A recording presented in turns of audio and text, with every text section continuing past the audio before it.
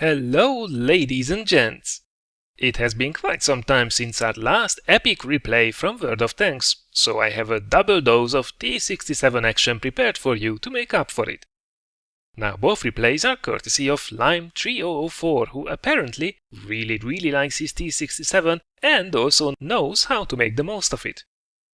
These videos are meant to show you how great the T67 can be and what you can achieve with all that mobility and firepower, even without any armor whatsoever. While somewhat unforgiving in its nature, this machine is a really fun choice for anyone with a bit of experience under their belts and can be actually a great source of stress relief after a long, taxing grind in the higher tiers.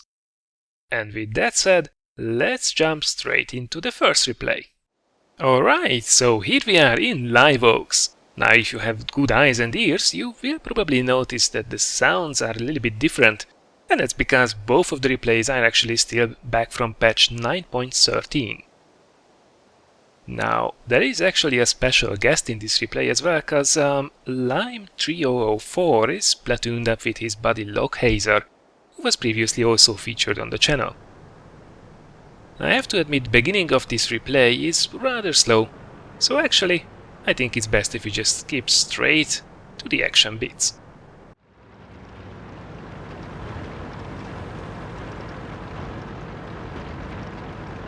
Alright, so after quite a bit of indecisiveness on which front to support, we are back into the action. Having a quick look at the team lineup, we can see that, well, neither of the teams are particularly strong, but there are actually two KV-1s on the enemy team who seem to be driven by quite competent players. So, in a tier 5 match, we definitely have to be paying a lot of attention to those guys.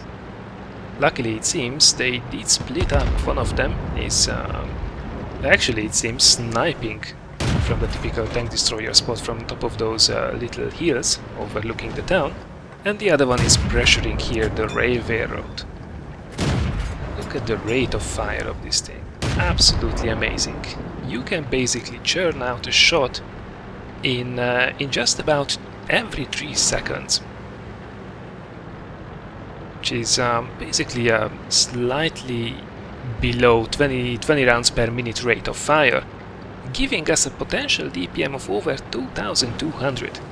That's not bad at all, especially if we consider that we have 128mm of penetration with the top gun on this machine, and that should be plenty when we are in such a sweet matchup. Going back to the matchmaking, it definitely has been generous for us this time around. We are top tier and half of the enemy team is actually tier 3s and tier 4s. Still, this is a close match, and as powerful as the T67 can be when played correctly, it can very easily be wrecked as well. There is a single HE shot into anywhere on this tank will probably send it back to the garage straight away. You really have absolutely zero armor on this thing, at best 20-25mm, so everything that has a derp gun will probably take a very big bite out of you, if not one-shotting you. Ooh, there is a Marder too. That's actually quite nasty little tier 2 tank destroyer, sorry, tier 3 tank destroyer. But luckily the reload on that thing is rather slow, so we are able to pump him full with AP shots before he can take another shot at us. Now unfortunately all our friends are gone at this time, which is not the best, because if they all swarm us, then that can be pretty deadly. However, if they don't pay any attention, that means with our mobility and rate of fire we can basically circle them to death, and there we go, 2 of the enemies are down. I have to be careful with the bishop.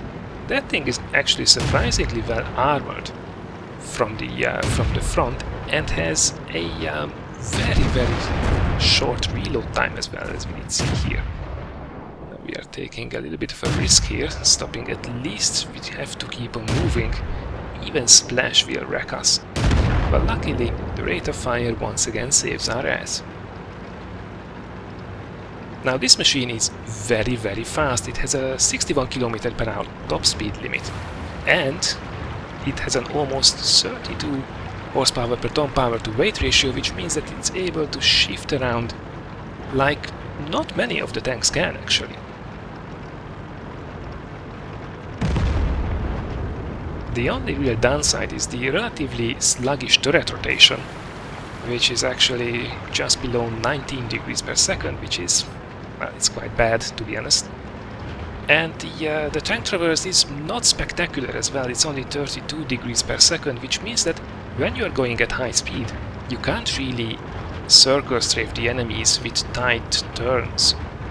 You will have to take longer, fatter circles around them, which might cause you a couple of issues, especially combined with the sluggish turret rotation. On the other hand, the camo rating is absolutely key. So, engaging the enemy from a distance, or even better, from behind bushes, you will have a very large advantage over them. And 128mm of penetration, side of a KV-1, will go in a lot of the times. Oops, that was a little bit of a cheeky shot there.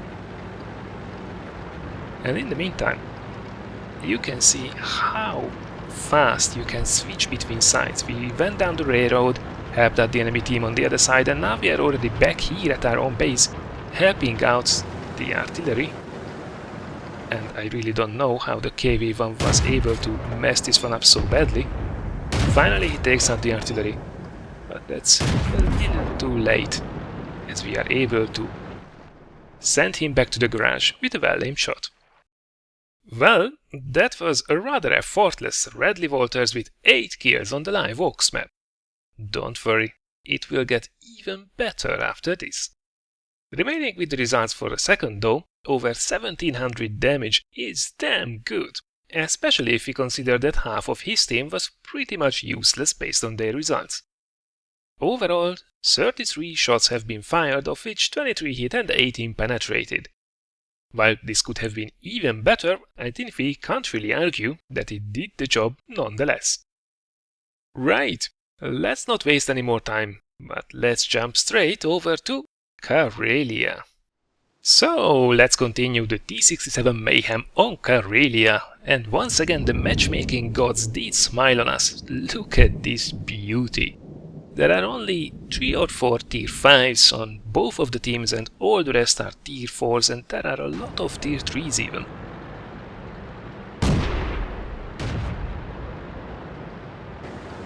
Now, not to say that we can be absolutely careless. If we have such a beautiful matchmaking, even tier 2s are very able to wreck the T67. Hell, even a tier 1 tank would be able to completely obliterate it if we gave him a chance, given the, well, non-existing armor. On the other hand, as this thing is so fast, we can easily go here for the middle hill without being in a complete suicide run. We were just able to pull up, and this is a very strong position to be in. You can take care of the middle, you can support the whole section from both sides of this rock.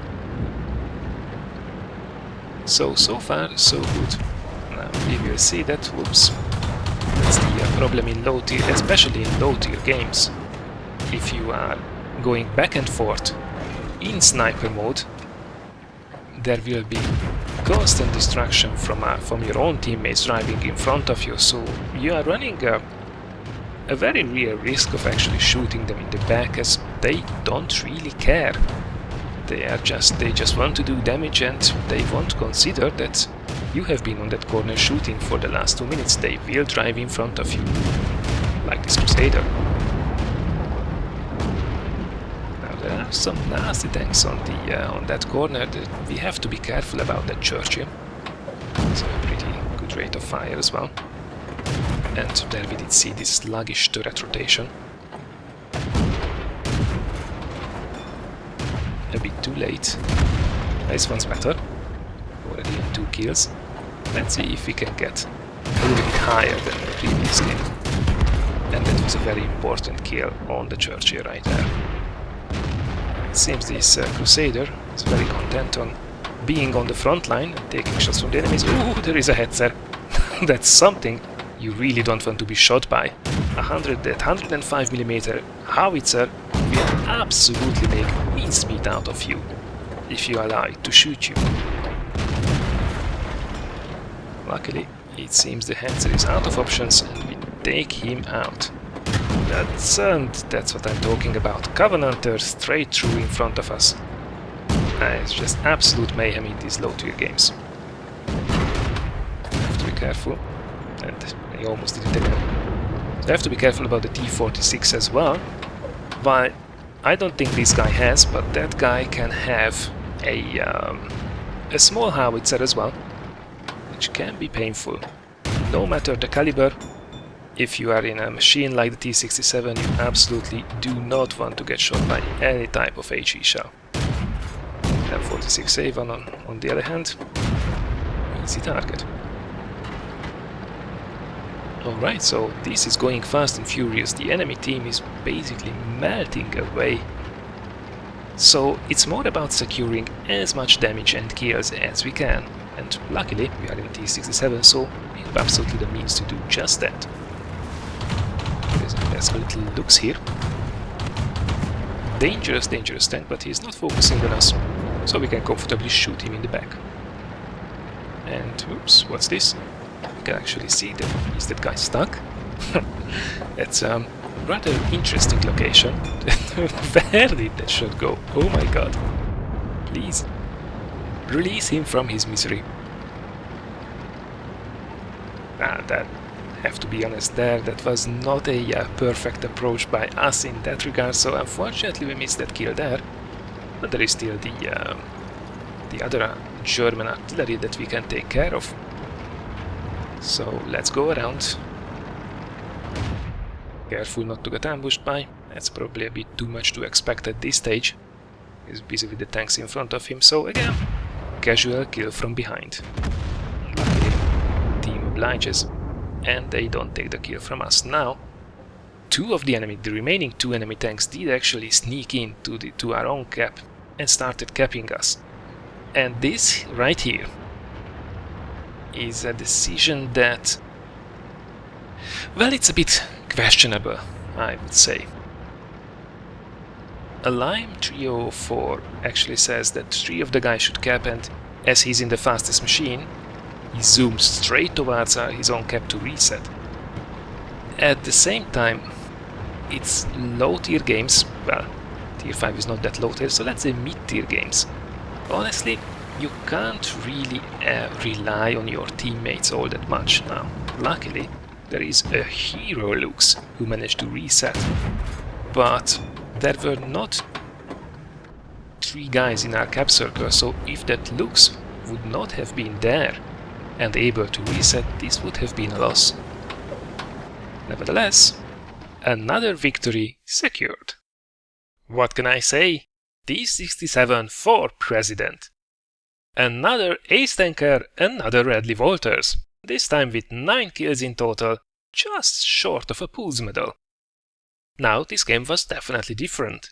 While last time we had to carry the team hard, this time around it was more a race for the most damage and kills against the overall much weaker enemy team, and the T67 is just perfect to hoover up all that damage and kills in these situations as well.